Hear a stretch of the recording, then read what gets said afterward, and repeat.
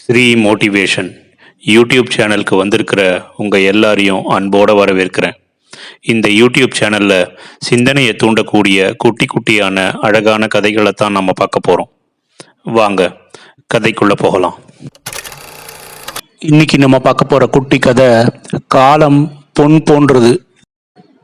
மாவீரன் Napoleon தனது படை வீரர்களில் ஒருத்தன்கிட்ட குறிப்பிட்ட பணி ஒன்றத்தை கொடுத்து விரைவில் முடிக்க சொல்லி உத்தரவிட்டார்.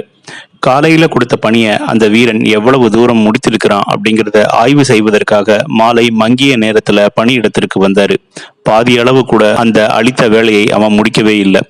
பணியில் நிலைமை பார்த்ததும் அந்த வீரனை பார்த்து ஏன் இன்னும் பணியை முடிக்கவே இல்லை அப்படின்னு கேட்டார் அலெக்சாண்டர்.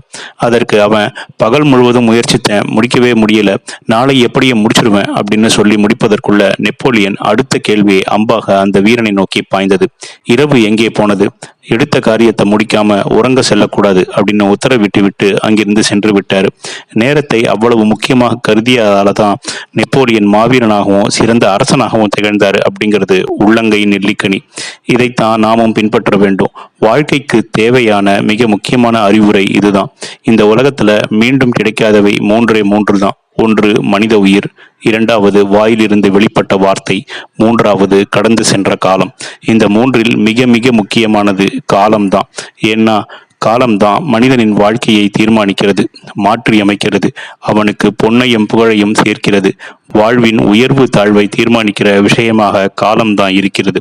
நேற்று என்பதை இழந்து விட்டோம், நாளை எப்படி இருக்கும் என்பது தெரியாது. இன்று மட்டும்தான் நமது கைகளில், நமது கட்டுப்பாட்டில் உள்ளது. இதனால நாம் கடந்த காலத்தை பற்றி வருத்தப்படுவதிலோ பெருமை கொள்வதிலோ அர்த்தமே இல்லை. அதே போன்று வரப்போகிற காலத்தை பற்றி சந்தேகப்பட்டு காலத்தை வீணடிப்பது அர்த்தமற்றது. காலத்தை எப்படி பிரித்து கையாளுவது என்பதை முதல்ல கற்றுக்கொள்ள வேண்டியது அவசியம். பள்ளி பருவத்திலேயே இப்படி பிரித்திருப்பதை பார்த்திருப்போம்.